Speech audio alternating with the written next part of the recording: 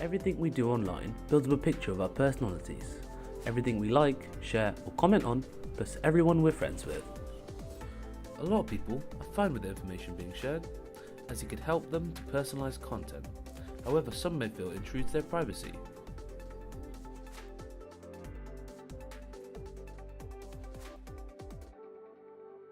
We decided to go around Leicester to ask the public questions about social media and how their information is being used on digital platforms. To begin with, we asked them what platforms they used. I usually use Chinese social media, but when I come here, I always use like Facebook, Twitter, and Instagram. I probably use Instagram and Snapchat the most. I've got Insta, Facebook, and then professionally wise I use LinkedIn and stuff like that. Yeah. Mainly Facebook, LinkedIn, and a little bit of Instagram. All of it, Snapchat, Facebook, Instagram, even Tumblr from time to time. So Facebook mainly. It's Facebook, Instagram, LinkedIn, Twitter. Use it for any business reasons?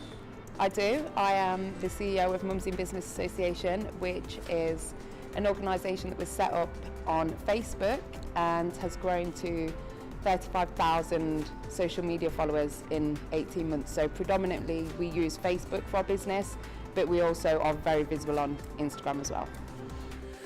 Interactive platforms such as Facebook have become an advertising behemoth, as it has the ability to penetrate target audiences for data. Information and data such as demographics, location, interests, and behaviour are sought after to help strategize methods for niche marketing and promotion.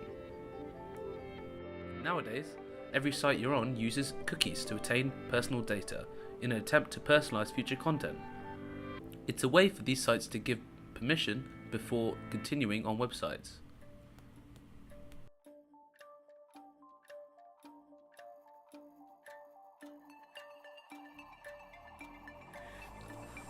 Then we asked the public their opinions on networking sites using their information for their services. Not really. No? No. Do you feel like that, because what they do, they'll sell your information so that they know what products that they want to advertise to you later on? Yeah, I don't think there's anything wrong. That helps me as well. Okay. In a way, yes, but I think that anywhere now that you sign up, they'll sort of like have you either ticket or unticket to get your data. So I think it is a bit of a pain, but I think it's renowned everywhere that wherever you sign up for anywhere, you're going to get spammed and your data is going to be sold anyway. I think it's across the board, not just social media. I think it's a lot of emails and websites that come up that want to collect data and sell it for a profit. So yeah, it's not great.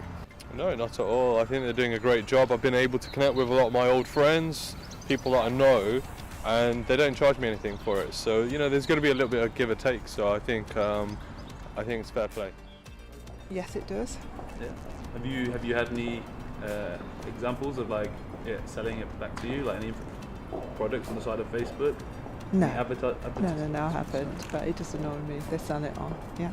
It definitely does, and I think the main thing that people need to be aware of is that things need to be more transparent. It's okay with working with third parties and sharing information, but I think the people whose information you're sharing need to be more aware of who you're sharing it with. People are leaving breadcrumbs on the internet, so-called the data trail. And that is how the cookie crumbles in the world of data. Yep. Do you accept this cookie? I do indeed. Thank you very much. Do you accept this cookie? Of course. There you go. I'll accept anything. There you go. Cheers for that. Do you accept this cookie? No. No. June, do you accept this cookie? I do accept your cookie.